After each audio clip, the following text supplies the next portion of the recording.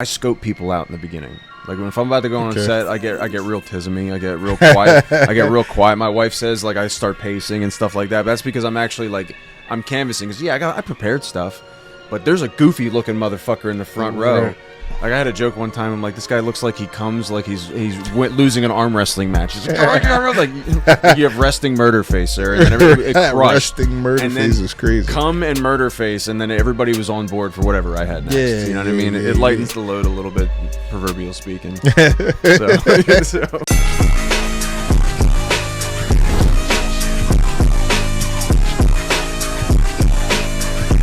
You were just not ready for something. That's what that was. Oh, they wham! Yeah, I can't hear me. Reloading for the stream.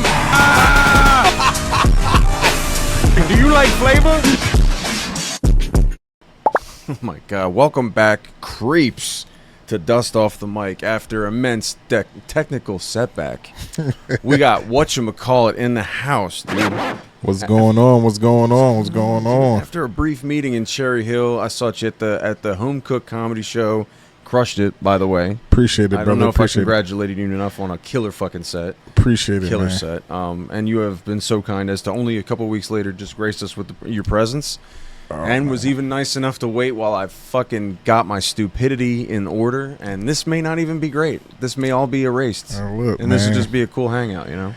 Well, shoot, you let me get my beauty rest in while you did it, so no problem. I work hard. I figured let him do his thing. Slay was trying to get me to hit record. Yeah, I mean, see. Well, friends like that who needs enemies, man. But like, what does it say to a podcast that's comfortable enough for you to take a nap in?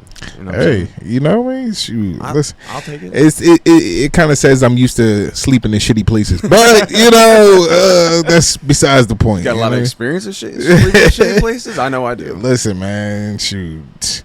This is a mansion compared to some of the places I've done took sleeps in. Thank you. But you know, yeah, man, I appreciate the kind words, appreciate the invite. You know, so it was just like a no brainer to come through and just especially anybody that want to highlight something that you're doing. Mm-hmm. And so yeah, I was all for it, man. Appreciate the invite. Yeah, man, I've been doing stand-up comedy a long time, and like you can tell when somebody's not doing stand-up comedy up there, but they're vibing. Yeah, like you could tell, like you walked up on there and you're like, this is my stage. This is my shit with the cane and the gloves and it was a fucking great set. You had control of the crowd. I mean, it's like, and I feel like you had a lot of people show up for you too. Did you bring a bit of a crowd? No. No, not at all. Shit. Not at all. Not a single. I ain't know a single soul in that. You got some cheers for WUTCHAMCCALLIT, like some specific ones. That was cool. Huh? Yeah. I ain't know not a single soul in there. Everybody that I wanted to come or whatever like that. You know, it was just like little excuses and things like that. You know how it goes, man. With being in the comedy space. How long have you been doing comedy for? My first set ever was when I was 17, and then I also fell in love with comedy and drugs.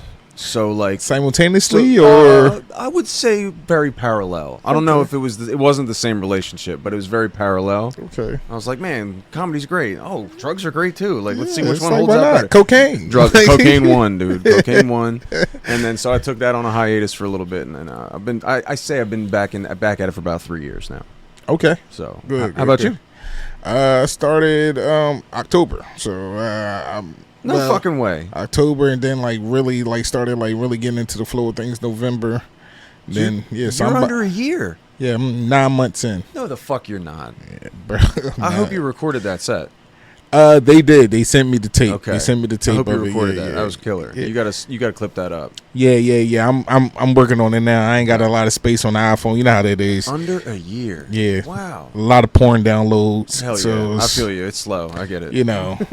It's gotta fight its way through the top. Gotta figure his way. You know what I mean? You gotta offload a lot of this shit. Put it in folders and all that other stuff like that, so I can clip up some stuff and put it out there to the world. Yeah, it was a hell of an experience. I'll say maybe second or third time I did a room that big. Okay.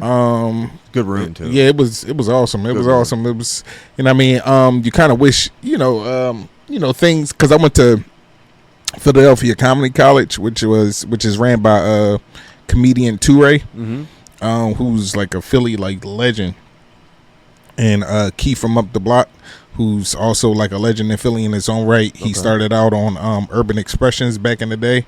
That's for people who didn't have cable. I don't think that was ever your issue. So, you know what I mean? So for people who stayed up and seen Urban Expressions, you probably remember Keith from Up the Block.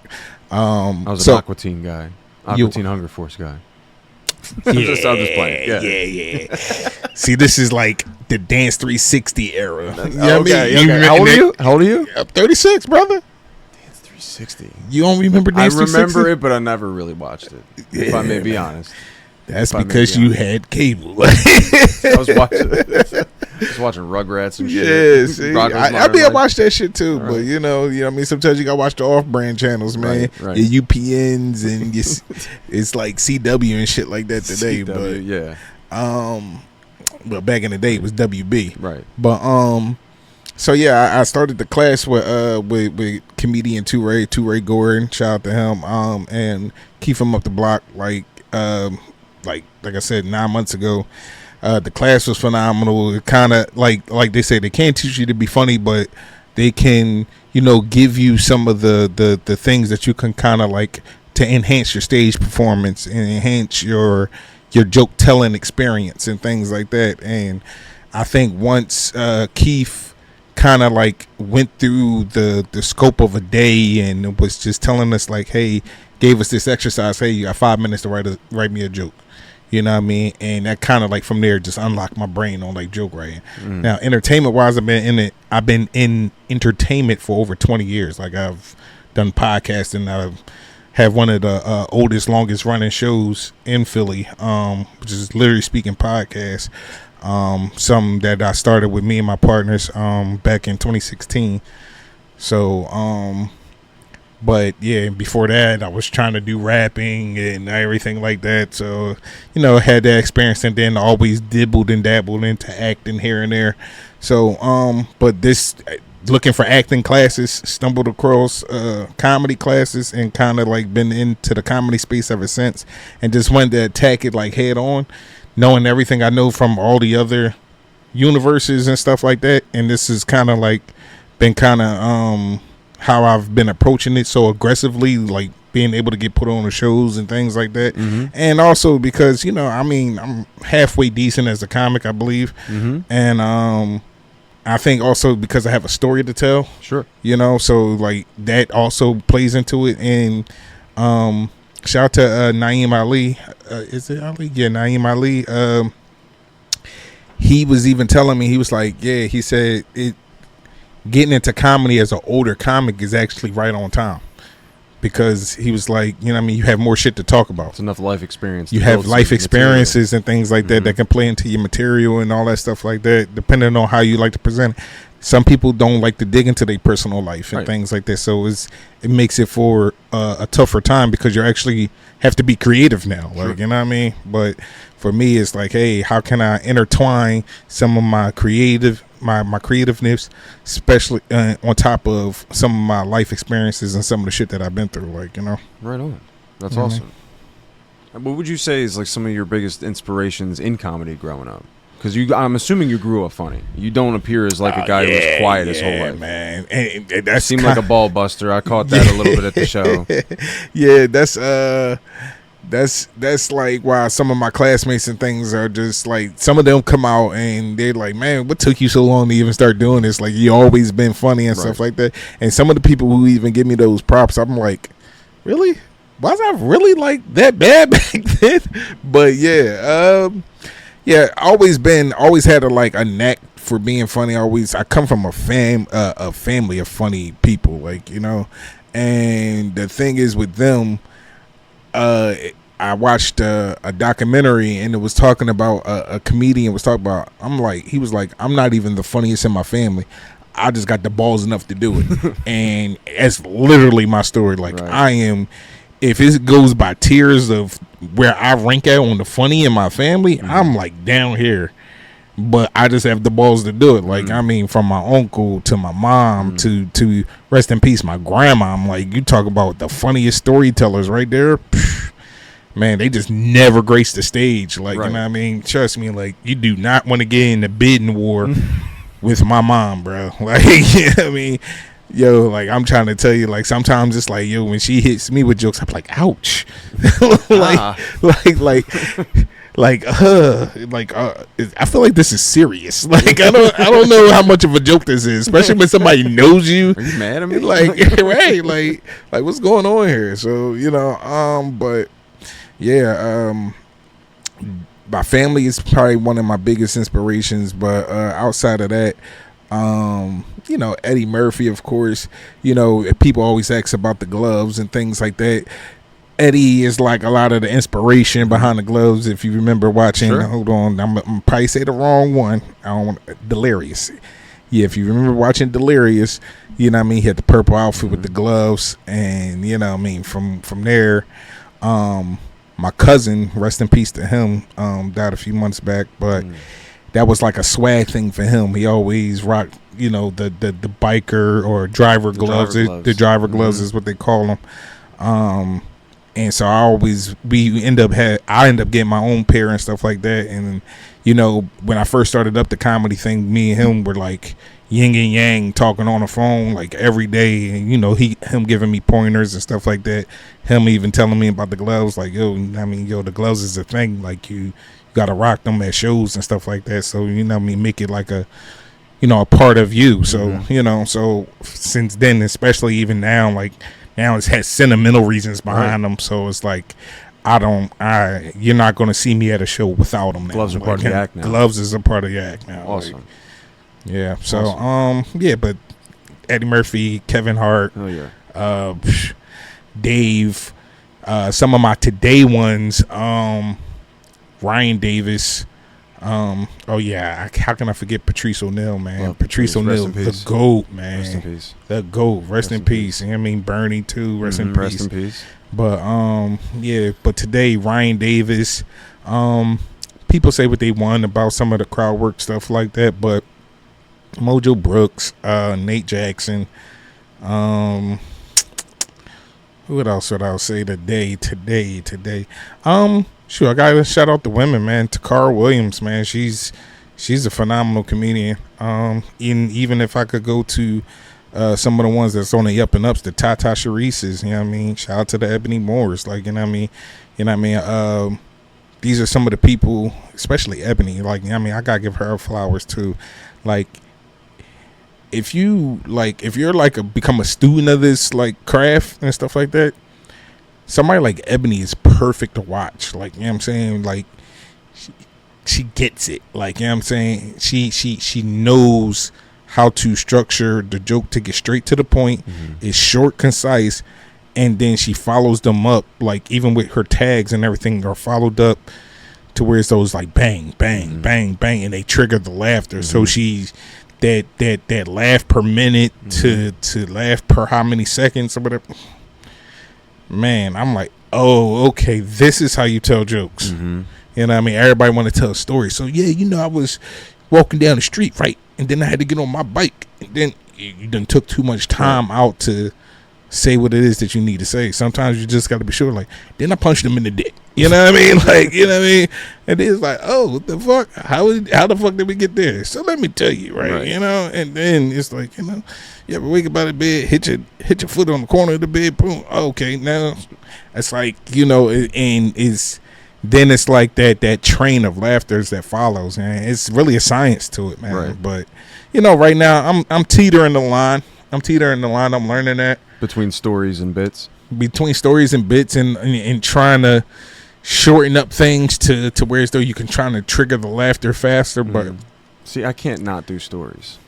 Yeah, I found a way to take my stories and put them into like 1.5 to 3 minute increments. You know what I mean? Like what I'll do is I'll tell the story, or I'll try and get it as quick as I can on my phone or something, and then I can edit it down, and then I'll see if I can get it down, and then sometimes I'll try and play it out at like an open mic, see if I can really like confidently relay it with words. But like, I'm a storyteller. Like I like most people don't think of him as a comedian now, but John Leguizamo, like early Freak was the special name. And you're talking 2 hours of him telling his life story, and people are fucking dying laughing, dude. Hell yeah. And he's doing all the impressions. I love voices. I've been doing voices since I was a kid. One of my biggest... Lozano is very underrated. Underrated, dude. Very underrated. I don't give a fuck about his politics. He's all over the place, he seems. But, like, I love the art. Please don't tell me nothing about his politics, because I do not want to, like, lose my respect for him. No, I think it doesn't matter. Politics are stupid at this point. I would say...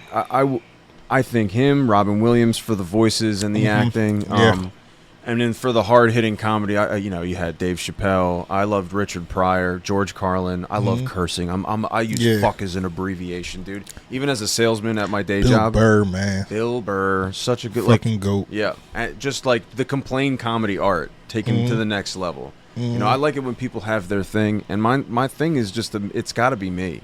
Like, some people can do bits, some back and forth, and like little riffing or whatever Casey Rocker calls it, saying stupid shit just to make people laugh. But like, I think some of the best comedy, comes from life. Yeah, for sure. I think actually storytelling, and when you can be vulnerable enough to like talk about like, and make jokes out of your life experiences and things like that, especially if you've been through some shit. You know what I mean? I think that's a unique gift in itself, because a lot of people can't get personal, or be personable. That's what make Ali Sadiq so good. Like, Ali Sadiq doesn't have any punchlines, tags, nothing. Like, it's straight storytelling, and you have to be able to find it within the moments and stuff like that. Like, he does have tags, he does have punchlines, but they're just like not designed the way how a joke should be told. Right. Like, you know what I mean? And it works for him. It works great, yeah. You know what I mean? But when you are pretty much an open micer still, you know what I mean? When you got 3 minutes, you got 3 to 5 minutes. You know what I mean? At best 7 minutes to rattle off your best shit. It's like, can I tell my jokes like Ali Sadiq right now? No, I can't. You gotta wait for those opportunities. You gotta wait for those opportunities, man. So it's and for you to get those in under a year. Like, I think I was bopping around for like a year and a half on drugs my first time, and before I got anything above 10 minutes. So you're getting that's good exposure. Seemed like you got a decent following. What's the plan for like long-term comedy? Well, the plan is to be as successful as I could possibly be. I think the plan is to be able to do something you love while getting paid handsomely for it. Like, you know what I mean? I think when you can start making a living off of things that you enjoy, it doesn't seem like work. Right. So, I think that's always the goal in mind, to be like, hey, some type of, I'm not going to say financial freedom, but just some level of financial independency, to where as though it's like, okay, hey, when people are calling me for a show, it's not, hey, I got some wings for you, or yo, it's going to be some cold ass pizza there. Right. Like, you know what I mean? But it's going to be some actual, like, figures that it's like, okay, hey, I could pay a few bills with this, like, right here, like, you know what I mean? Scalable to what you want. Yeah, exactly. Right. Like, you know what I mean? When they're calling you for a few 4-figure jobs, like, that's it. Like, you know what I mean? 4 figures for what you love is great. 4 figures is phenomenal for for something that you love to do, and it doesn't take like a Herculean effort for you to like dig in your bag to do it. Like, hell yeah, like, you know what I mean? And then you're thinking about 2 or 3 of those a week. It's a living. That's a fucking life. Living. That's life right there. Like, you know what I mean? And that's not even including like once you start selling things on the side, like your merch and different things like that. So yeah, I mean, I think that's the plan. Like, even if I can get around the 500 mark, I'm that's suitable. I think in total, in my since 17 years old, I've made under $1,000. I think profit. I've done shows and stuff where I've paid comics out, but I'm very not concerned with making money on it, just because I have a day job, and I fit all my comedy and my podcast shit in between that and then family. Like, I used to be like that too, man. I try. Yeah, Well, because here's the thing: I got the kids, and I like being around them. I like being around them just as much as I like making people laugh. Yeah, you know what I mean. I don't want to miss money, man. Exactly. The corporate money's great, and I'm a bougie bitch. I don't know if you've seen the house, but I'm a bougie bitch. Nah. I had some rough story early on, so like now I appreciate the nice things. Yeah, so of course, like, and I'm not gonna let them even remotely struggle. So like, if I'll fit it around until the opportunity opens up. Right. Yeah. And I was watching something else the other day where I don't know who it was, but it was an actor, and he was talking about like, no, you absolutely need a job. Like, you can try to chase this stuff or whatever like that without having one, and yeah, you'll be available to do things or whatever like that. But if you don't have a job, you're not funding your career. Like, you know what I mean? Just an income. It doesn't even have to be a job, but you have to solidify some type of sort of income. Like, it's probably going to be a job. It's probably going to suck. You're probably going to hate it.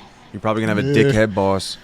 But you got to play the game to make your own, you know? You got to play the game until you can make it your own. This is true, so. Because I got my day job, I got this, and I have side hustle. Like, I have stuff I'm trying to do to make more income, so that way I can say fuck the job and have a little financial engine. Right.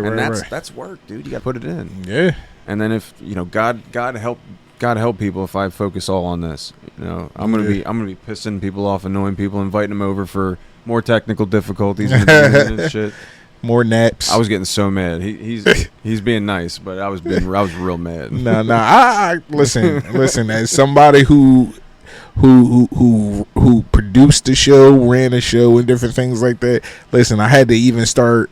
We was under a studio, so I used to have to block out, and mind you, so we're paying the studio, you know what I mean. So this is what I mean by having a job. See, I didn't have my disability around this time, so you're talking about now I'm paying an additional. You pay a monthly stipend, so whatever the case. Not like hourly, like a I mean, not a stipend, it's a membership. Okay. So you pay in a monthly membership, but you only get a certain amount of credits.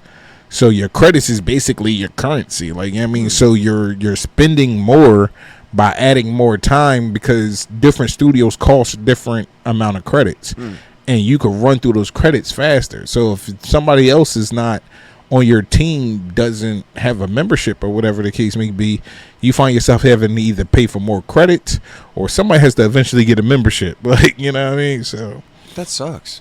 Yeah, you can use my studio for free anytime you want, bro. Right, it's a green screen. You don't have to use the middle finger if you don't want to. My guy, man, I appreciate no worries, because charging people to do this sounds weird. Unless it's making a fuck ton of money. Yeah, you know what I mean. Yeah. It's but it's understandable because at the end of the day, things in life cost. Man. Yeah, these cost money. But I get so much enjoyment out of it. Like, I love how nice they are. I like the computer. I like the setup. This is my brain. This is what I always tell people. If you can come to an agreement on this, for somebody that's like probably in your position, if you're just like, hey, like I do it for the love, I do it for the love of the game and the sport or whatever like that, which I'm like that too. You know what I mean? But you always try to reason with people, okay? Like, you know what I mean? Like, hey, if this is a group that might not have it like that, okay, what can y'all afford a month? Like, you know what I'm saying? So whereas those, like, it's not like a completely ran down thing, because my thing is this, like, you know what I mean? Then people start needing things. They start needing different, you know, accommodations and things like that.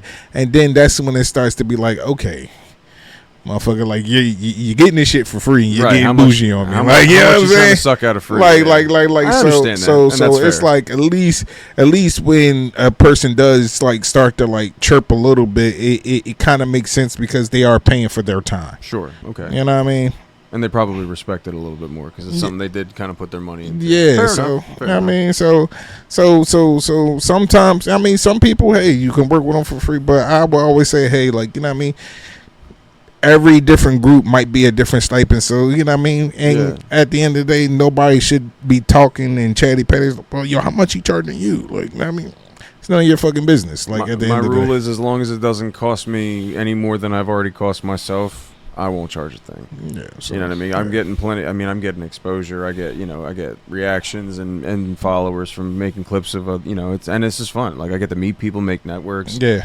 That dude we were talking to. Shout out Slay Cozy Entertainment, who didn't fix the problem, but at least gave me the confidence to push forward with a workaround. He's my mod. He helps me with he lives in Jumblefuck, Pennsylvania. He's like 2.5, 3 hours away. He's not even around here. He's not even close, dude. But he's helped me. I've only met him in person once. Oh, wow. He hung in my house for like a whole weekend. We crashed. Dude, it was funny as shit. Okay. The network out there, people just want to be helpful, and people just want to, because listen, we made this whole currency shit up, dude. We made it up. Facts. It's fake. It's not real. Facts. It's little pieces of metal and paper and digital fucking zeros and ones that we're like, that's value. Right. But you know what? You know what's real good currency is like making a connection that says, yo, man, in the future, if you ever need it, let me know. And then you have that resource. And then if you appreciate that, and I'm like, yo, man, you want to do something later on, make a project, then I have a good resource. You're funny as fuck. Like, you know how great it is to have funny people on deck? Right. Like I do a wrestling thing, and if I wanted to, I could call 3 or 4 comedians and be like, let's go make fun of some wrestlers for an hour and a half and get paid for it. Yeah. You know what I'm saying? Dope as fuck. It's fun. It's fun shit, and that's got so much more value than like dollars and cents. If I could crack jokes and at 7-Eleven and walk away with a Red Bull, I would. Yeah. That sounds pretty good. Yeah, it sounds hella great. Yeah, man. I mean, listen, man. I'm all about it, all for it, man. I believe in the same thing. Like, value is in the relationships that you build. Like, and I mean, this is why, like, I believe in never, like, always treating people with a level of respect that I would want one for myself. Nice. But also, you don't know what type of bridge you're building with somebody. True. You never know how you're going to need somebody in the future. Mm-hmm. You never know who's going to be accessible to you to be able to do something bigger than what it is. Like for instance, right now, like I ain't gonna hold you. I'm currently looking for work for September. Like, September is looking bone dry. Mm-hmm. But God has been blessing me thus far, so I can't complain. Listen, 9 months in, I'm well over 40 shows. That's awesome. What I mean? And at least a good 85% of them have been paid shows. So that's it's great, like, dude. And that's like really unheard of for comedians to really even be getting paid in their first year anyway. So I'm blessed for that. And so I know something is going to come down the pipeline. I got one so far, but even with that one, that's a great one to be on. Shout out to my guy Malcolm Hill. He's a older comic in the game who has some years in. Came out of that Two-Ray. Around that same mark, Two-Ray, Buck Wild. Mm-hmm. Kevin Hart's, that when they were all just, open micers and showcase type of guys or whatever. And, some of these guys, Kevin Hart went the way how he went, and some of these guys went the way that they went. But some of them, their names are still around, and the fact that you're starting to be in their presence now, it makes good because they're doing shows. Like, they're doing shows. Their crowd is a little bit older. Their crowd has grown with them. And it's your chance to kind of like be the new face to their audience. And the thing is, I love about their audience is that their audience obviously one understands comedy, appreciate comedy, and they're also willing to pay for comedy. You know what I mean? So, and that's the thing that you get from that, especially when you're working with like more seasoned comics, is that, like, that their audience are also patrons that are like willing to pay, like, because obviously they came out here to see this guy. They're like, seasoned fans. So they're seasoned fans, like, and they appreciate comedy a little bit differently than when you go to when you're doing a free show or you're doing an open mic or whatever, and then it's like, or you're with a younger crowd and everybody expects you to do crowd work the whole fucking time, and it's like, no, I ain't come here to do that. Like, I actually worked on some shit. Right. It's like worked really hard on this. Shut the fuck up. Yeah. Like, y'all gonna listen to this shit. Like, you know what I mean? Yeah, but it'd be so funny, man, when it's like they want to get involved and stuff like that. Then they want to ask you questions, or then they want to butt in the whole time, and it'd be like, oh my god, like, yo, I did not come here for this. I am not good at crowd work yet. Like, you know what I mean? Hell no. Yet. I like how you said yet. Yeah, yet. Like, well, it's like I have moments and times where like I can like say something or whatever, like, but your brain works so differently. Like, I feel like when you're on stage, and obviously you can relate to this as being a comedian yourself, is like when you're in a certain pocket and zone, like, it's almost like you come off awkward or quirky, like, I mean, weird, like, especially when you're not like prepared for that thing or whatever the case may be. And you know what I mean, it's like trying to talk to a girl but you ain't got no game, right? Like, you know what I mean, you can't see her face either, right the like light's shining in your eyes, you know. And it's like, you know, you obviously at the bar, you should like lead with like trying to buy a drink, so you like, so hey, what's your name, mama? Like, you know what I mean? It's like, that's how I feel when it comes to crowd work. It's like I have no game when it comes to crowd work. And it's funny because usually, like, I can do that. Like, I can cut, I can bid and different things like that. I can flip some things or whatever. But I think you're so channeled in on trying to, like, make sure that that you do your set, you remember your lineup, like, you know what I mean? So your brain is just working so differently that it's like crowd work in that moment in time is just like, yeah, it's like the bottom of the bottom. You can't call an audible yet. Nah. You're getting so many reps in, and I guarantee you, 2.5, 3 years into as many show volumes as you're doing, especially paid ones, you're gonna come across all the scenarios. Like, I'm in sales by trade, so like every day is a new person, a new scenario, and all a sales deal is in its essence is a puzzle to solve. Right. And if you look at every person as just like they have a problem, they need something, and you're the solution to that problem, like it always puts you on your toes, and you're always thinking fast. Like, I love crowd work. I love it when people interrupt, because I am very quick to find out what you probably don't like about yourself, and I'm going to let everybody know what it is. Right. And then I'm going to be like, that's your warning, shut the fuck up, and then we're going to move on, and if you're drunk enough to go again, then the gloves are off. I don't do 3 strikes, you know what I mean? And then there's like I scope people out in the beginning. Like, if I'm about to go on set, I get real tismy. I get real quiet. My wife says, like, I start pacing and stuff like that. But that's because I'm actually, like, I'm canvassing. Because, I prepared stuff. But there's a goofy looking motherfucker in the front row. Like, I had a joke one time. I'm like, this guy looks like he comes like he's losing an arm wrestling match. He's like, like you have resting murder face, sir. And then it crushed. Resting murder face is crazy. Come and murder face, and then everybody was on board for whatever I had next. Yeah, you know what I mean? It lightens the load a little bit, proverbial speaking. So yeah. You know. And it's funny that you say that now, and you use that to open up. Sometimes. So, all right, now, how do you feel about, like, how do you feel about what your approach should be to your opening joke? Like, you know, like, how do you feel like you should attack your opening joke? I love the wow factor. Okay. I've been opening up recently, and I'm gonna spoil it for most of the people who've never caught me at an open mic. Because my dad passed away a few years back, and he was thank you. He was also a stand-up comedian as well. So usually I'll start off. Shout out to Pops. Shout out to Pops. Barry Yellowitz, the Yellowitz to say dick jokes into a microphone. I usually start off like, about 2.5 years ago, my dad died. All right, everybody, thanks for letting me share. You know what I'm saying? Like, I try and get the tension going, because I'm gonna let you know I'm about to joke about my dead dad, and then I can go into all sorts of, like, because my dad was love everybody, one of the coolest dudes, grew up in the 60s and 70s, like, you pot smoking hippie, fucking, I don't care what race you are, as long as you're not a piece of shit, you know, one of those guys, and real deep, very animated. So, like, he's real easy to imitate, and to people who don't know him, I can paint the picture. Okay. You know what I mean? So, like, I definitely already, with a little bit of description, I already can see him. He's cool dude. He was so cool, man. And I try and be half as cool on most days. And, like, where was I going? The wow factor doesn't always work. Like, I tried dropping cunt fucking 30 seconds into a set one time. Not the great crowd for it. It was like a catering hall. Like, old people bought tickets on Eventbrite. They saw, like, oh, Paris Caterer is great. Yeah. And then this fucking guy with a backwards hat just says cunt at the top of his lungs, and, you know, it was a decent joke. And the headliner, who's a drunk bastard, he's like, I thought the joke was great. You got to work on it, though. Right. So it's all trial and error. You're going to do enough reps that you're going to come across every scenario with very few exceptions. And then you're going to be like, I know how to handle this dickhead.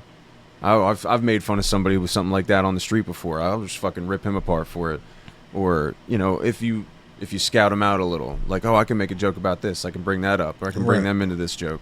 Right. Yeah, I always do observations, like, you know what I mean, and it'll be intertwined into something, or if I catch it, like, you know, for instance, the last show when I came out, I was like, yeah, you know, I said this is a lineup full of DEI hires, like, you know what I'm saying, because everybody was multiracial, pretty much that was on the lineup or whatever, you know, and then I was like, hey, what the fuck I say about myself? I'm affirmative action, because, you know, affirmative action works more for black people and everything like that. So, you know what I mean? Like, I'm good with some of that stuff or whatever, but on the fly, like kind of creating a joke on the fly or whatever. I always use that as my disclaimer section. Like, you know what I mean? And then I go into my disclaimer joke, which is like, you know what I mean, a joke kind of about myself, and kind of like preparing people for the set or whatever. But I know, like, generally if I can make something real quick happen and I could get those quick laughters out, generally, like, people are like putty in my hands from there. It's like I can say some bullshit and I feel like they're gonna still laugh because I already entrusted them that I'm funny, right, from the rip. Like, you know, you've given them permission to agree with what you're about to say. Exactly. You know what I mean? That laughter almost, it's like, okay, this guy has an idea of what's funny. Like, let's hear him out. Right. You get him on your side. You make a connection. Right. Which is real important to me, because I always really try and press the envelope. I do a lot of impressions. I get very stereotypical at times. You know, I try really hard. Sometimes it works really good. Sometimes it flops like a motherfucker, but I'll always keep trying it my way with the stories and all that stuff. Because real life is not padded. It's not PC. No, it's not. You know what I mean? It's real shit. And there's some real connections to some real funny stuff that would appear mean. You know what I'm saying? What I also would say, too, is, you know, self-deprecating. I'm a self-deprecating comic. Same. You know what I mean? I talk about myself. I belittle myself a little bit and things like that, and I feel like that works, because it's like sometimes you're also addressing the elephant in the room, for lack of better terms, or pun intended. But you're not perfect. It makes people be like, oh, I can laugh at me too. Yeah, cool. yeah. That, and then also I feel like if you say certain things that are more so understandable or relatable to women.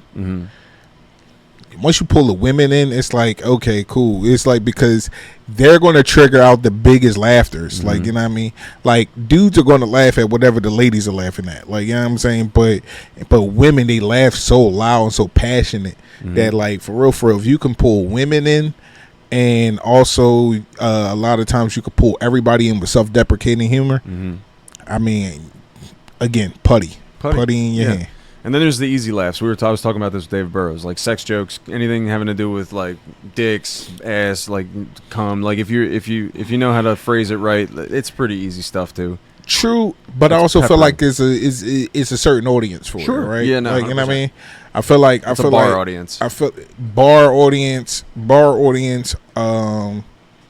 Open mics, because you know we're such sick fucks as comedians, and that's all open mics. Yeah, open mics, and not to be the racial guy in the room, but white rooms, like, you know what I'm saying. We love talking about like, jizz and dicks. It's weird. White rooms. I feel like you could get away with so much that like black rooms. I feel like you got to be a little bit more strategic on how you approach it. Tactical. Like you could still say sex jokes and different things like that, but they have to be it. Like, they can't just be like degenerate type of jokes. Overly gay too. Yeah, it can't be overly gay. Can't be overtly gay. Like, if you're gonna say, unless you're gay, if you're gay, unless you're gay, unless you're gay. But if there's a bunch of pause moments, black dudes are gonna walk out. Yeah, man. Like, trust, you have to be this guy, man. You have to be super clever on how you approach like a joke that has like gay connotations to it. Like, you know what I mean? Like, you got to really approach that with a certain level of cleverness. Like, they do get done. Like, you know what I'm saying? Like, you know what I mean? Ryan Davis actually just did one that he actually just posted, and he was just talking about how, like, you know, the basically not knowing if he's gay yet or something like that. Right. Like, because he said, how do I know? Because he was talking about how many letters is in the LGBTQ plus. He said, I know I'm not one of the pluses, like, you know what I mean? Or my letter ain't dropped yet, like, you know what I mean? So I'm like, that was like a cleverly well put together gay joke, like, you know what I mean? It was hilarious, man. And then he goes on about that. He does a bit about that. I mean, and that's what I miss about. I mean, that's what I like about it. And I think, you know what I mean, and I appreciate, like, you know, people like you that, like, you know, when y'all give me my props, but understanding that, like, yeah, I've only been in it for 9 months, but I've been a creator for so long, and that's probably where I get the little bit of the head start from, because it's not. And then I'm really a student of the art. Like, I'm not going to approach something unless I'm like going to approach it like with seriousness. With seriousness, man, because I don't want nobody to be like, oh, like. You know what I mean? I always thought about it in the space. This is why I was like so nervous to go into my first ever open mic, because I'm like, people might like feel like yo, like, when you're older, and then on top of that, like you ain't really like approaching it with a certain level of like craft to it. And so, you know what I mean? I just believe that, like, when you study this art form, like, you should. This is why some of us that are so new in feel like we know what jokes are, but we don't know what jokes are yet. Like, for real. Right. And, you know what I mean? I think I'm still teetering that line where I know what a good joke is versus not knowing what it is. Still trying a lot of things. Like, my blenders get tried out at open mics, but, like, for showcases, I know it works already. Right. So, you know what I mean? So I'm not going to have too many blenders at a showcase, but at an open mic, I'm throwing shit at the wall, seeing what the fuck sticks. I'm not working on anything that works at an open mic. I'm working on all new shit. It's no sense, and I'm not gonna hold you.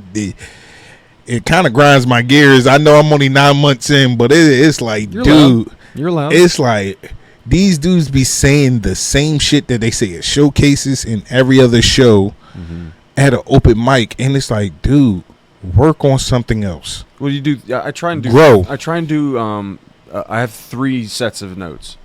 So every time I do something comedy related outside of the podcast, I switch to one of the notes. Like, so right now I'm on note list 3.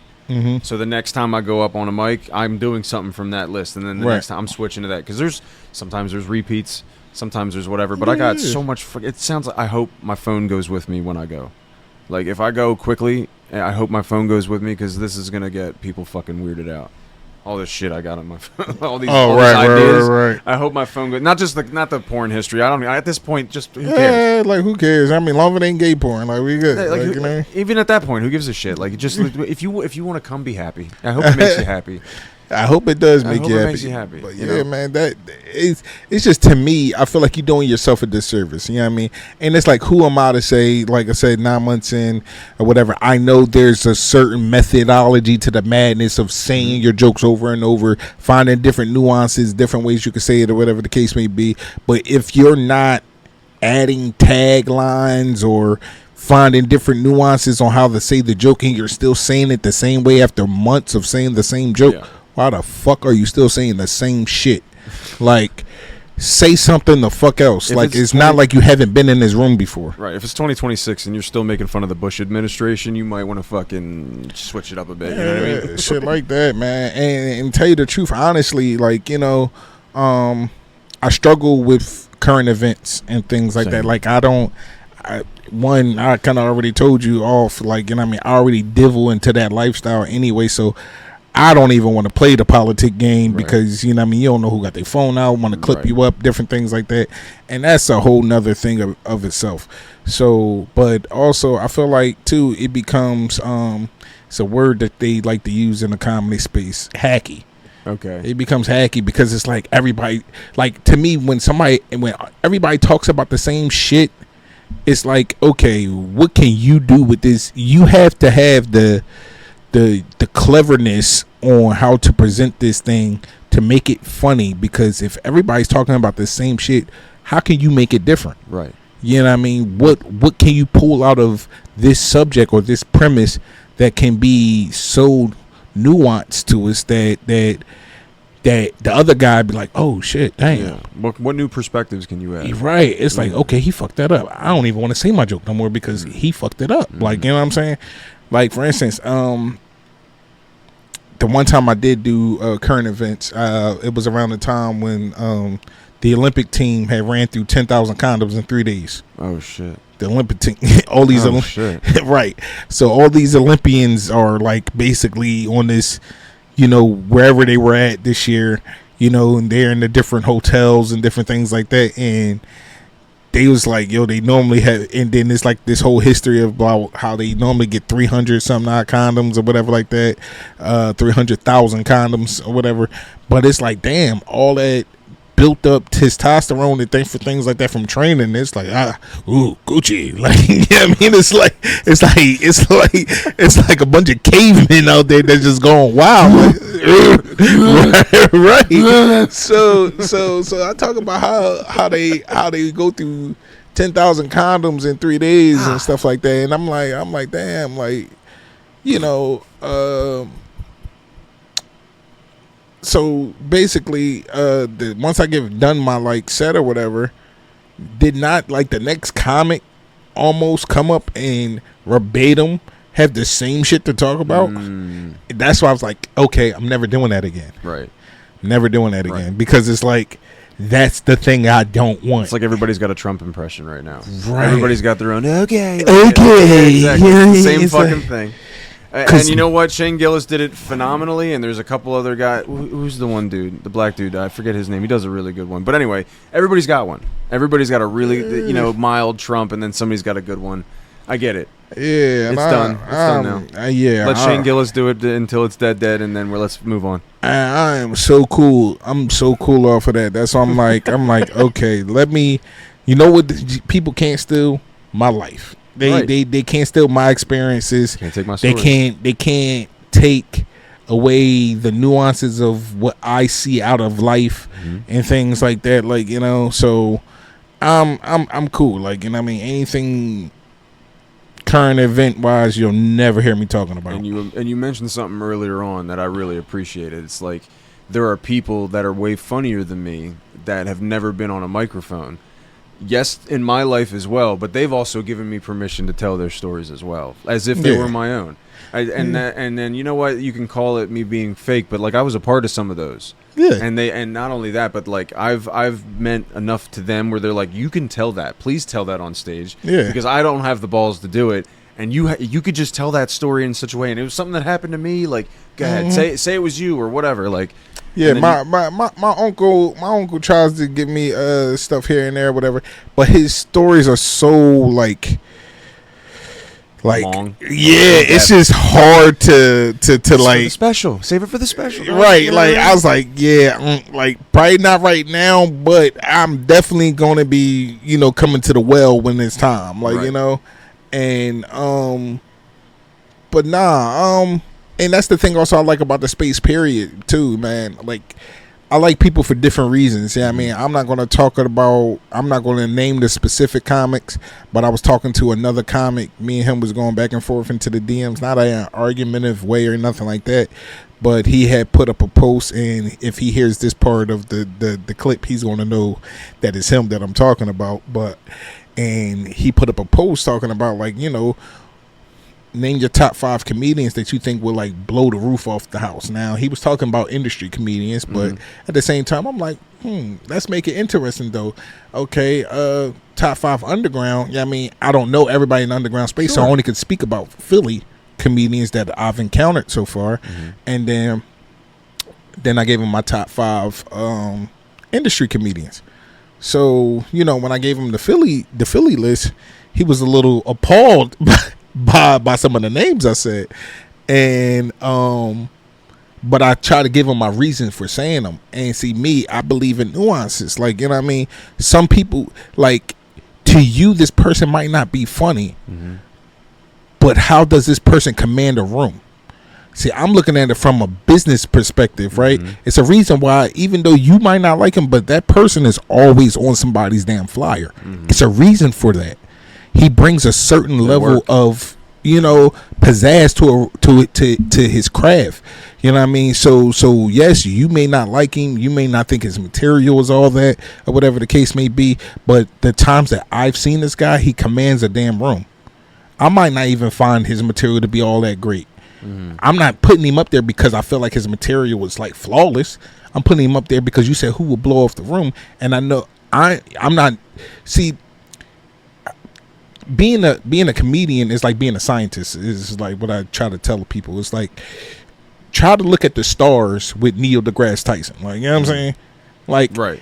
He's looking like the way how Neil sees the stars, the way how we see the stars is totally different. Like we're looking at the stars, oh my God, it's so beautiful. Look how all the stars are. He's up there like, oh, well, that star is dying. That one is actually exploding right now as we speak, or whatever. This one's here, the like, gratuitous. Yeah, like come on. So it's like we're looking at it from that aspect and not looking at it from the aspect of how is the audience appreciating this person. You know what I mean? That's why like sometimes you get into these little things where some comedians, and I'm experiencing it now, where some comedians, you know, they might have seen me bomb at an open mic. Now all of a sudden the energy is different with them wanting to put me on their showcase because it's like, you know, I don't know if you actually have what it takes to actually, you know, do the room or whatever, X, Y, and Z. But it's like, but this is open mic. This is not a showcase, brother. Right. Like, you know what I'm saying? This like is comedians and their girlfriends is yeah, my crowd. like, you know what I'm saying? Like, I'm like, I know what I do at a showcase.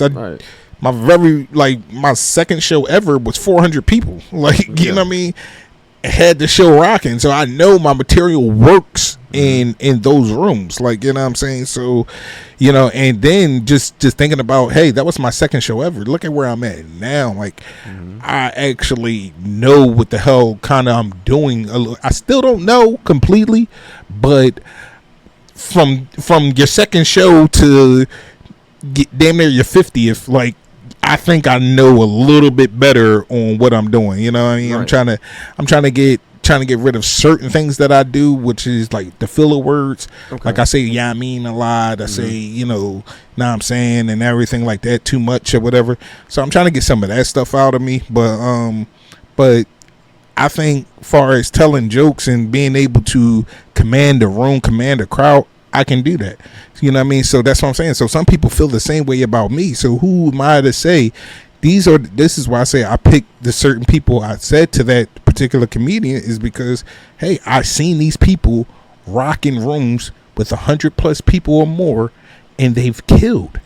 You know what I mean? I've even seen people do revive work, whereas though, hey, the last 2-3 comedians weren't that good, and this person had to do surgery to bring that room the fuck up. Like, I've seen these comedians do it. So, you know, so we could always look at it, and that's why I say I can't always look at it from a scientific point of view. Like, you know what I mean, I still have to look at it from a fan's perspective. Like, okay, if I'm an audience member, how would I enjoy this as an audience member? And that's why I picked the 5 Philly comedians that I wound up picking, you know, for that conversation that we had. For their entertainment value. Yeah. Not only the stories, but like their ability to command the room. Yeah, their abilities to command the room. You know what I mean? Their level of professionalism and their material was good. The material was like at least fairly decent, or if not great. You know what I mean? A couple of them are budding stars already, like, and I mean, could be the next level. They just have to either wait for the right person to see them, get put on the right show, or, you know what I mean, something that, you know what I mean, everybody controls their own career differently. So who am I to say? I know what I'm kind of trying to do for mine. Like, you know what I mean? So, you know what I mean? Who knows? You're like, you know what I mean? Like I said, that's why it's always good to treat people a certain way, because you never know who's going to be that bridge. You never know. You never know when you're going to be stranded with your ass out and you need somebody's love. You know what I mean? That's it. And shit, who could possibly give you that 5 minutes? You know what I mean? Now that they doing, you know, the Apollo Theater or something like that, and then, you know, and be like, oh, hey, you know, we was always cool, right? Yeah, it's like, why don't people always just follow what they like? You know what I mean? Some people always kind of try and conform to what they think people are gonna like maybe too much. You know what I'm saying? So what I only bring people on who I find interesting, who I want to know more about, who I think definitely going somewhere. Maybe people who aren't. Maybe who I just find like I got a couple buddies who have no aspirations for fame in comedy or anything like that. They're just funny fucking dudes. Right. A couple of those dudes that I used my salesmanship to convince to get on this fucking show. You know, but I feel like as long as you stay true to what you want and what you do and who you are, it's gonna like the crowd will draw to you. Like you said, your people kind of have their own crowds grow with them. I think that just happens. Right. You know what I mean? Right. And that's what I'm on now. Like I'm on more so of, hey, you know, try to get as many followers as I can after a show. You know what I mean? Have people interested in what I'm doing next. Having them follow my career right now because, you know what I mean? I don't know where I'm going with this. Right. You know what I mean? But at the same time, I know I'm not playing. No. I'm not playing comedian. I'm having like, fun, you know but I'm not fucking playing. I'm having fun, but I'm not fucking playing. Like, you know what I mean? Because I actually like that too. Like, you have it. You said. You know what I mean? Nah. I mean, so, but yeah, you know what I mean? I'm having fun, but I'm not fucking playing. Like, you know what I mean? Because at the end of the day, like, I'll name drop on this one. Shout out to Finessica, another Philly comedian. You know, we had a conversation outside of the comedy club one night, and you know, she was talking about how she's approaching her 10th year, and you know, 10 years is when they start to say things start to pop off for you, whatever the case may be. And Finessica is definitely all over the place, man. She's doing all the club rooms and shows and things like that, X, Y, and Z. And me being not young as in age, but a young early in comic or whatever like that. You're like, hey, you know, hey, what's up with a guest spot? Not realizing people already have relationships that they establish and things like that, or whatever the case may be. Still gotta shoot your shot though. Still had to shoot my shot. I do that all the time. Still had to shoot my shot or whatever the case may be. You know what I mean? She gave me a polite no. Mm-hmm. It wasn't the words actually no, but you know, you could read around the, oh yeah, I ain't got things figured out yet or whatever like that. We'll figure something out later on. You know what I mean? Yeah. A week later, the whole lineup was there. I was like, I thought you didn't have it figured out. Look figured out the fuck to me. Shit, they filled up quick. I guess you figured it out. Yeah. So, but she was talking about how, like, you know, 10 years is when you kind of like you start to hit your stride. Like, you know what I mean? Comics, you generally start to find your voice. You find your pocket. You kind of know what works.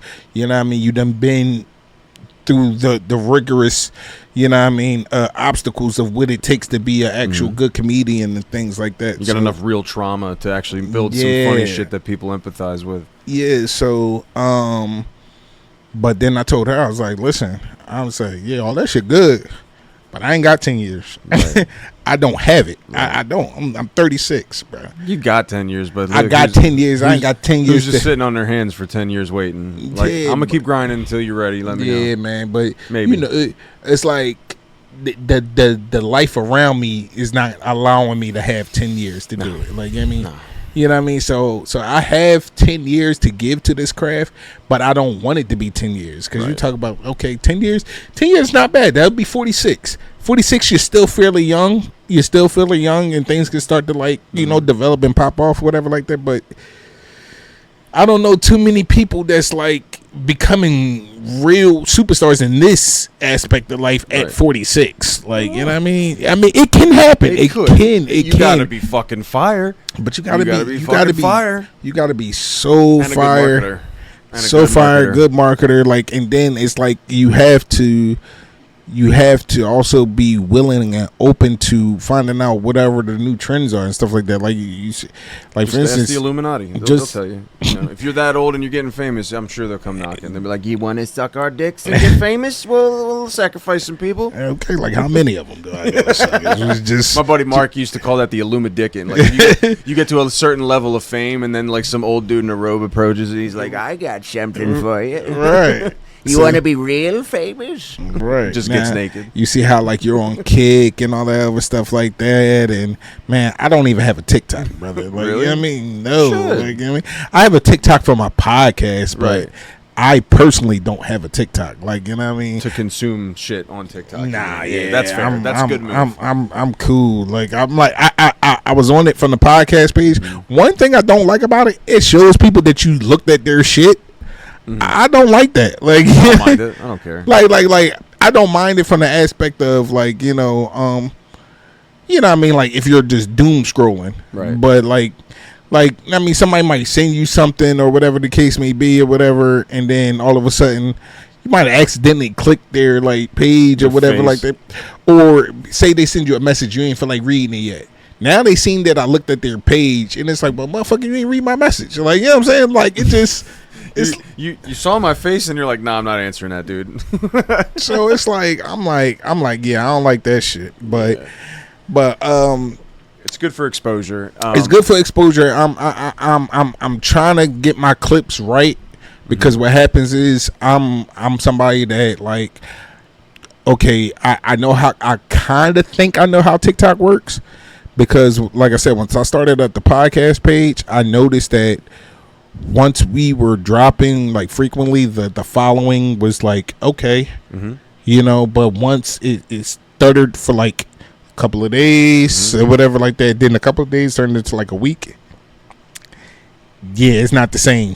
I try not to worry about it. Yeah, you try not to worry about it, but that's how they want you to work on those type of things. That's, like, you know what I'm saying? It draws more people onto their app, and they may have more chances of selling shit and making money. But, like, if you, like, I'm very inconsistent. I've been saying, like, I'm trying to disguise my inconsistency as exclusivity. Like, it's been like 3 weeks since I've gone live or done anything like that. But, like, I do it when I can and when it feels good with the right people at the right times. Like, so the algorithm shits on my views a little bit. If it's fire, it's fire. And then plus I'm building the catalog for when that one thing fucking pops. Right. That one thing that makes people go, oh shit, this dude's all right. And then you got it all there. It's there, it's ready. Yeah, it's there and it's ready. But then once that one thing pops, it's still like you have to now feed the beast after that. Like, you still have to have that consistency of things that you're putting out. Like, you know what I mean? Unless that opportunity presents for you to hire somebody to do all that shit for you. This is true. I hope that one video that gets me famous just means, oh wait, I could finally have somebody to figure this bullshit out for me, so I don't have to log in and verify and. Oh my god! Dude. I've made one viral post on Instagram, and I definitely squandered the opportunity. Did you? Yeah, man. That's why I said the inconsistency shit, because it was just on some, like, regular humbug shit or whatever. It was off of the Cat Williams and Shannon Sharp interview. I clipped something up out of it and shaped it up, and then I put a caption on it. It's like, okay, when she does that slow wind or whatever the case may be, and then it was Cat Williams talking about some, I'm coming. They know I'm coming.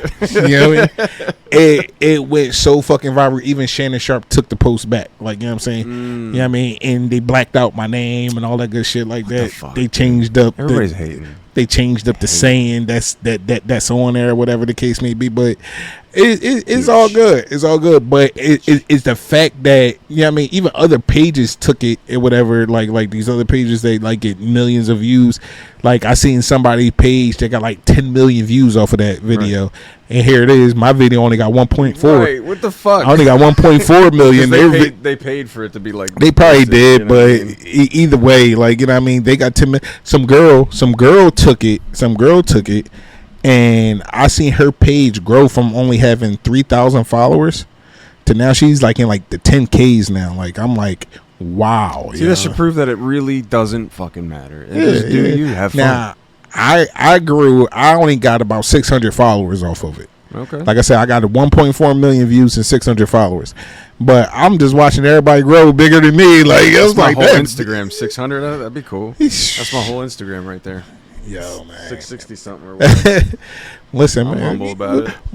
One day. One day, maybe. or not. Either way, like.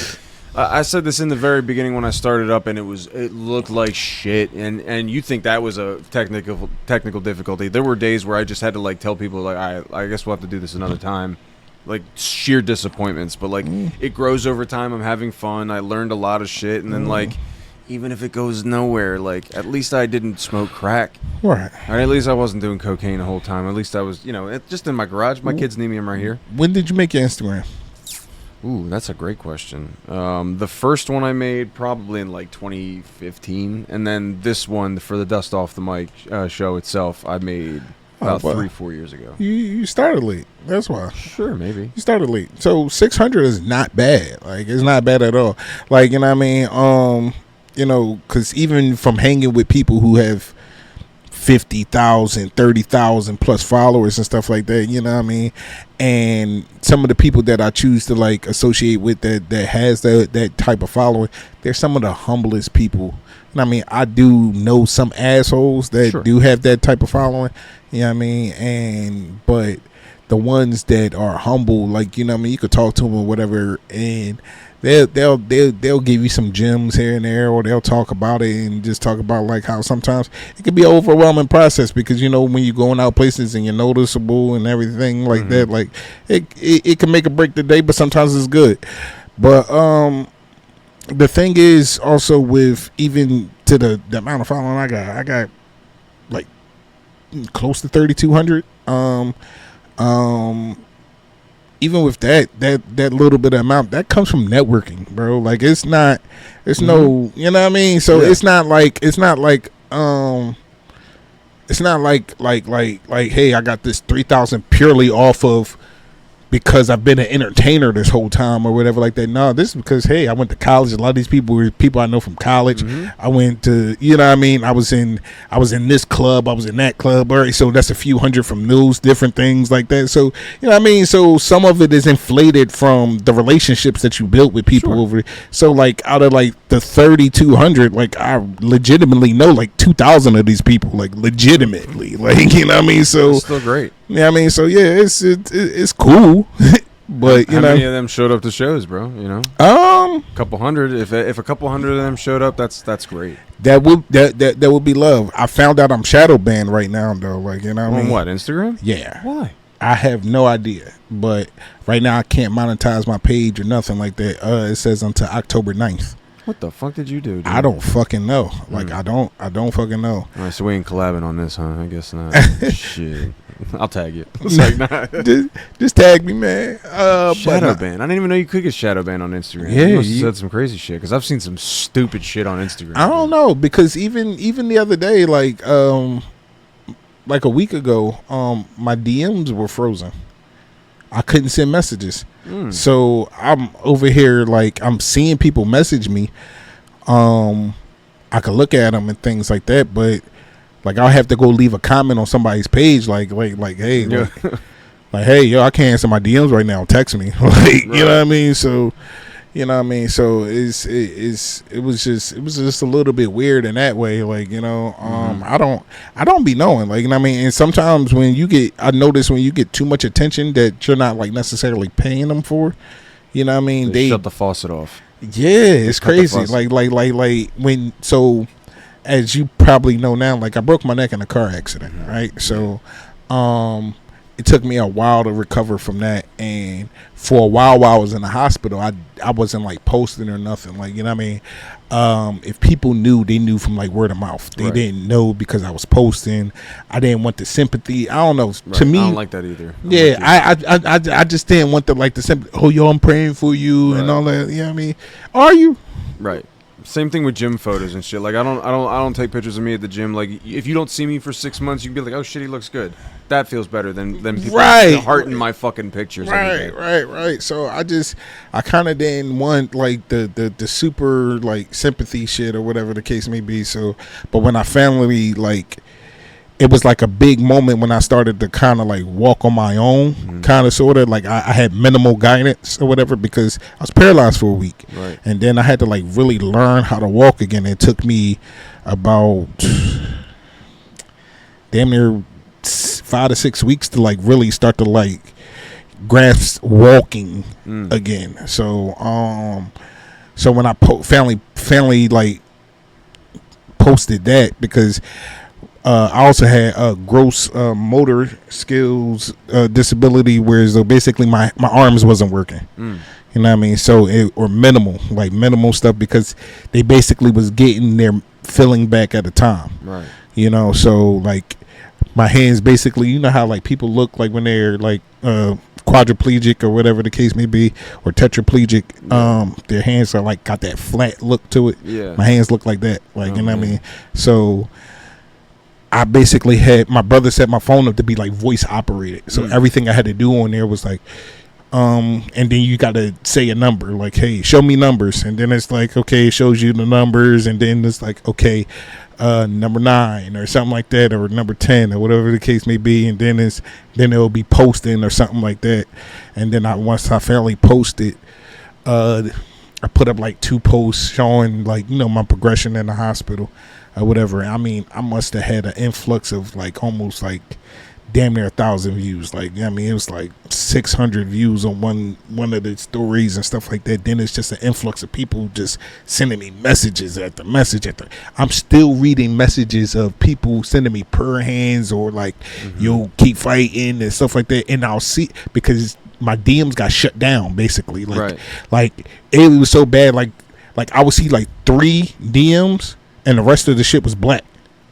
You were getting so much unpaid love they had to shut you off. Yeah, it was like the rest of my DMs were blacked out. I couldn't see them. And then like, so like now when I see somebody will send me a current message, and I'll go back to like July 25th of 23, because that's when I posted, and I'll see that they sent me like prayer hands or something like that. Like, and the date always resonates because I'm like, oh, that's when I posted. And I'm like, damn, yo, and I'll still respond, even though it's like, hey, it's been 2-3 years or whatever the case may be. I'll still respond because I'm like, damn, yo, you showed me love, and I don't want you to think I'm just some dickhead that just, you know what I mean, that didn't respond or whatever the case may be, or did it for the views. I don't like doing shit for the views or whatever. But I'll still say, hey, listen, your thoughts and prayers were like definitely appreciated, whatever like that. But Instagram shut me off. I didn't see this message. Like, I'm just now seeing it, and the only reason why I'm seeing it is because you chose to message me again. Right. Like, I mean, I probably would have went on and never seen this message. Like, you know what I mean? That's crazy. It's crazy. Yeah, man. IG, they want you to pay. They want you to pay for all. This is. They figured out how to monetize to us and everything like that, and especially even now with the blue check, because they know that blue check, it's like a status symbol. I don't have it. What the fuck for? I mean, not trying to be smart, but it's even with me, bro, like 3,000 followers, bro. What the fuck I need a blue check for? 4,300 on Facebook. Who the fuck cares? You want to hack my account? Go ahead. Yeah, give me a reason to do this shit on another platform. Fine. So it's like what the, I mean, listen, I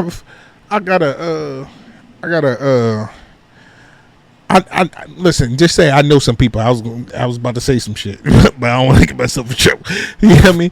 But I know some people from my past life. Right. You know what I mean? That has like 300, maybe 100 or something not following. It's like, what the fuck is you paying a blue check for? Like, why?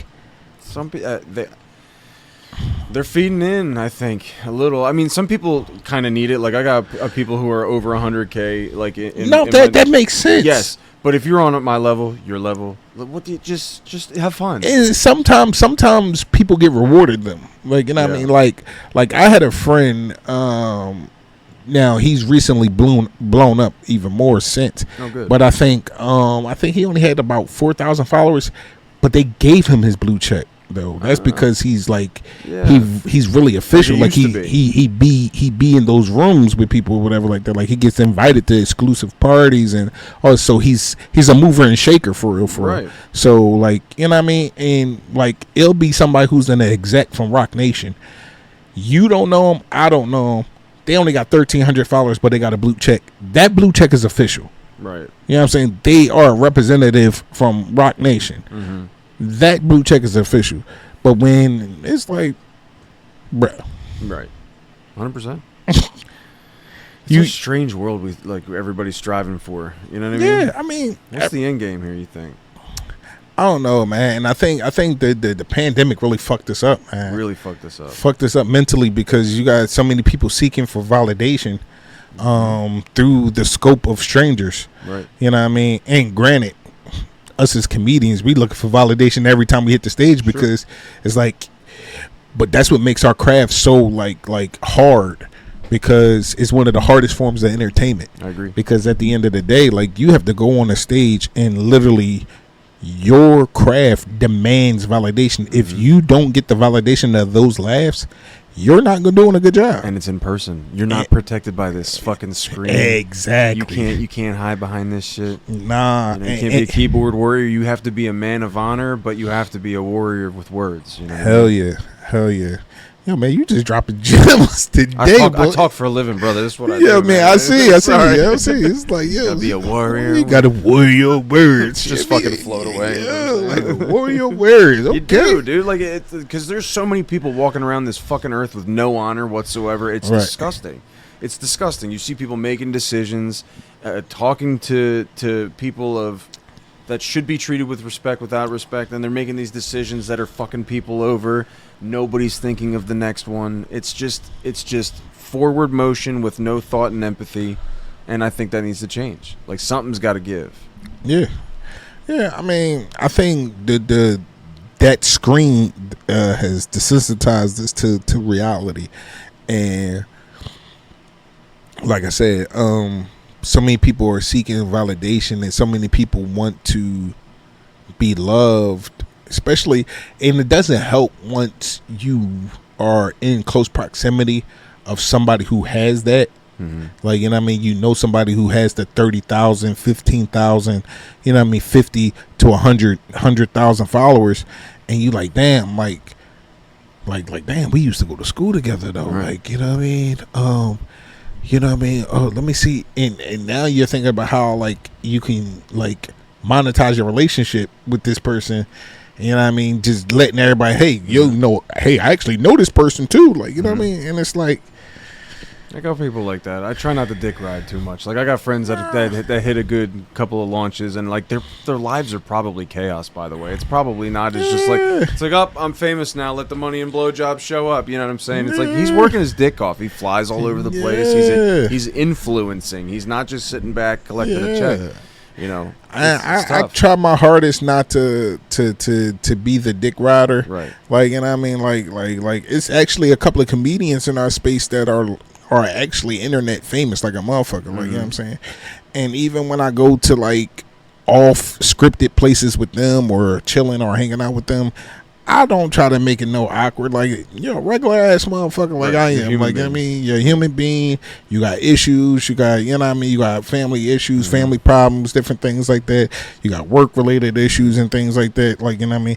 People see you on the internet as one way. Your real life might be set up a whole different way. You have financial issues, all types of different things like that. So at the end of the day, like, the end all be all ain't the fucking internet. You know what I'm saying? So, and I think when they can hang around somebody that add some simplicity to their life and some normalcy or whatever like that, they don't mind being around you. And when things do start to get bigger and better for them, you know what I mean, then maybe like you might be, the olive branch might get, you know what I mean, extended. If it do or if it don't, I'm cool either which way. But at the same time, like, you know what I mean, hey, like, at least when you're around me, you won't feel like a regular human being. Like, you know what I'm saying? We gonna eat, sleep, I mean, cut the shits, whatever, like, you know what I mean, on some regular shit. Like, you know what I mean? I'm pretty sure you be on your phone all the time. I'm not putting up another phone in your face to show that I be around you. Like, you know what I mean? I'm cool. Like, the follow is good enough for me. Right. Oh, you follow me back, I'm cool with that. Like, you know what I'm saying? You know what I mean? Because, shit, that alone could probably get you the coochie. Oh, yeah, I know so-and-so. Look, that nigga follow me. Like, he follow me. Like, you know what I'm saying? Like, look, this is him in the likes right here. You see, that's him in the comments. He commented. Get in there. Yeah. Look at our DMs. We actually talking this motherfucker. Like, you know what I mean? That's my man. That's my boy right there. Yeah. That could get you the coochie if you play it right. You know what I mean? For real. Shoot. You gotta know how to monetize without utilizing their likeness in their face. Like, you know what I'm saying? If you could do that, like, then you good. Then you're a warrior of words. Right. I accepted from the moment I started this that I'm perfectly fine if this goes nowhere. You know what I mean? And then, like, I'm just going to try and be as authentic as I can. I'm just going to try and talk to people who I think are interesting, you know, like, and then hope that it draws the crowd that builds the numbers. And if it caps out at a number, great. That's all the fucking weirdos that want to follow me around. You know, I call them creeps. That's right. You're all fucking creeps. It's cool. You know, this is weird. This is my garage. He was sitting there waiting for me to get my shit together for like 40 minutes. It was, you know, I'm not shit. And if I do become shit, I want y'all to remember when I said I ain't shit. Look, you know man, I mean? listen. Like, the best thing is having a group of people could love you while you're down, because, you know what I mean, those are the people who will keep you in check when you start to rise up. Right. Hey, Dust, you acting a little different, like man. You know what I mean? Like what's going on? You ain't the Dust. You ain't the Dust from the garage. You in this big old studio now. Like, you know what I mean? Security checking me in and shit. I signed in. What the fuck, dude? So, you know what I mean? But I think that's always a humbling experience when you start to elevate in life off of your craft or whatever. But also, this is when you know that you're kind of in the right lane of doing things, when you don't mind the monetization that could come out of it. Like, right. You know what I mean? Because at the end of the day, if you're willing to do stuff for free and things like that, and it doesn't feel like work, that's when you know you really enjoy this shit. Mm-hmm. You know what I'm saying? And the thing is, you gotta have a support system around you that also loves the fuck out of you. Mm-hmm. When shit ain't making no fucking money. Because it's like, well, why the fuck are you doing this? Amen. Like, you know what I'm saying? Because it's like, you know, I ain't have me time and our time in a minute and stuff like that. You know what I mean? Time's precious. Yo, time is so fucking precious, especially when you have a significant other in your life, and you know that could get so chaotic. You know what I mean? Shoot, this sometimes ain't the easiest lifestyle to be in when it's not financially aesthetically pleasing. Yeah. So, you know, yeah, man, the support system is a motherfucker, bro. Like, I mean, so even when you have the few little creeps that like you know what I mean, that you do this shit for, you know what I mean, it makes for a great deal, because like I said, like, one, they from a distance they're watching you grow, you know what I mean, and like I said, not give up, and not give up. That's the main thing, because you got a lot of people that watch you just to see if I give up yet. Oh, I see he's falling off. He's doing it. I give him 6 months. Right. I give him 6 months. He's gonna stop. Yeah, man, I can't. You know what I mean? So, and I mean, then you, especially as somebody who does comedy, oh yeah, I'm coming to your show, bro. Mm-hmm. You know what I mean? Oh, yo, send me the information, and then, yeah, this kills me, right? You'll send a flyer to somebody. Mm-hmm. You know what I mean? The person who proclaims, yo, man, just send a flyer straight to me. All right, you want the personal invite, right? And these are the motherfuckers who still don't come.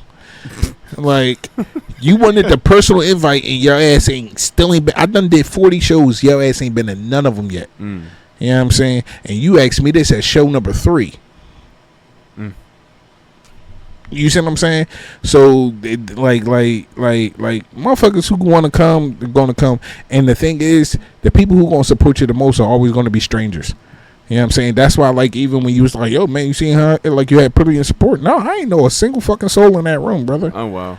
It was damn near 150. I thought you really brought, like, I thought a crowd came with you. Man, hell no. It was 150 people in that room. No, man. Cool that's room. When you just know that, like, yo, it's moments like that lets me know I'm doing the right fucking thing. Yeah.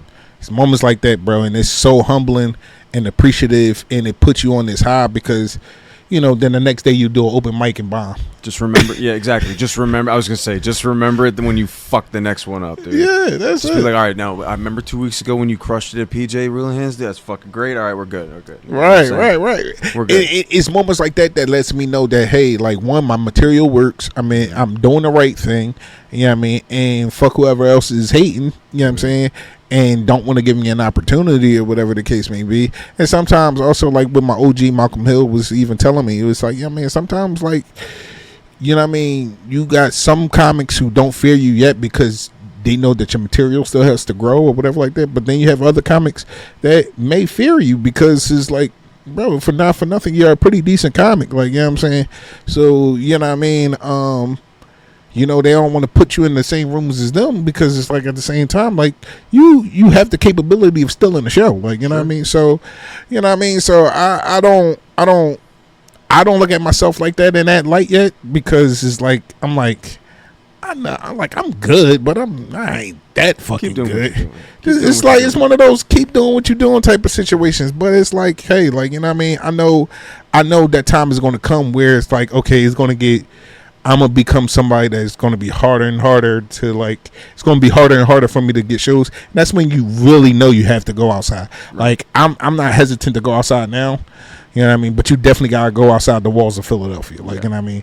And I mean, even though PJ's wasn't Philly, it was Jersey, but still, it's like Jersey's not it's overly saturated yet. It's not saturated. We're trying to bring it over a little bit more. Like that's what I hope to, like, with a lot of the high note guys and the local comedians. Like, I hope we bring it more over here. Yeah. I mean, I don't know if you know about the Camden Comedy Collective. Yep, I support them. They good folks. I haven't been to any of their shows. Sorry, guys. I haven't been to none of their shows yet neither. But I do support you and like for obvious reasons. Right. I mean, right. I don't drive and I'm disabled, so it's like unless there's somebody gonna bring me, like, you know what I mean. Yeah,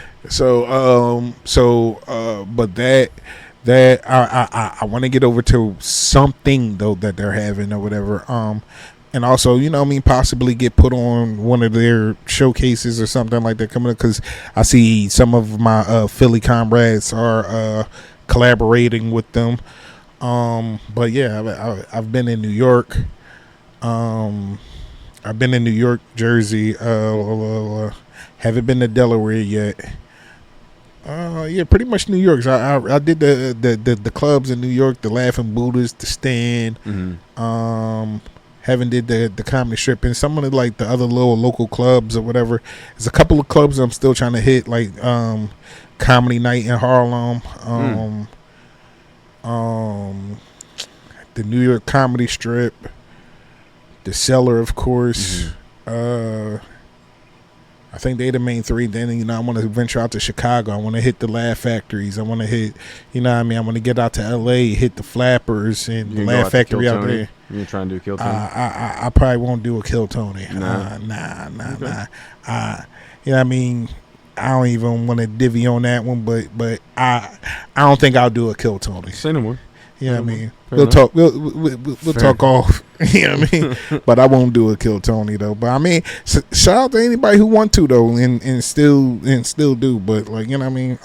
Certain platforms I feel like is while they are conducive to your growth, you know what I mean? Did everybody have to go through that pipeline to make it? Nah. So I'm cool if I don't ever be on a Kill Tony. Like, you know what I mean? It's getting a little late. I was gonna wind it down. Take us out with a thought. If you could let all the people watching, if there is anybody watching at this very particular moment, with your journey thus far, what have you learned? What would you send people off with, like a valuable lesson? A valuable lesson that I could say is that don't seek validation from your peers. Have self-belief. But it's also okay to be to have enough humility to know that it's okay to doubt in some moments, but don't be doubtful where it hinders your confidence. Enter every room with confidence, your chest out, chin up, feel like you're the shit always at all times. Carry yourself in that way. Fuck whoever don't like it. You know. And like I said, your validation is in the people who you do it for. You do it, and in this lane of what we're doing, we do it for the audience. You don't do it for other comics. So fuck if another comic like you. As long as the audience love you, who the fuck cares? Amen. Perfect. That's perfect, brother. Yo, listen, first of all, thank you so much for coming. Thank you for the invite, man. Thank you for your patience.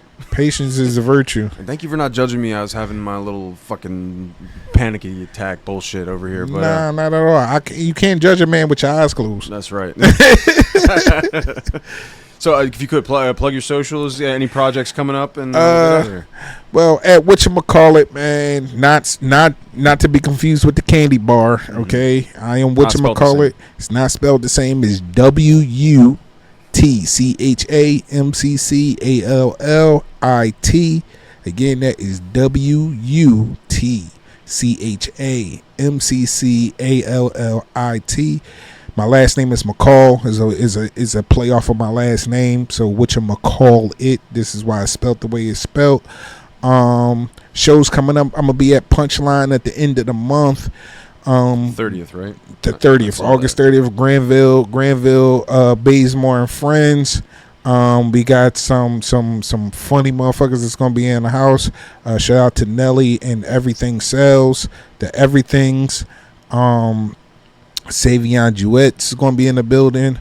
Mr. Young, Mike Young is going to be in the building. And we're also going to have Eva Evans from Kevin Hart's Funny AF. She was one of the finalists that was in the competition. And then just recently just got put on as for a guest appearance in September. I'm going to be opening up for Buck Wild and Malcolm Hill for Malcolm Hill and Friends. And yeah, and then I'm in the SIGU comedy competition for a chance to tour with OC Diesel and Elijah the Barber, all expenses paid. So shout out to whoever ended up being the best comic. That's going to be in October. I'm also going to be in the NEPA. I'm sorry, plugging all this shit. No, you're good, dude. I want to let's bring it. I'm also going to be in the NEPA comedy festival.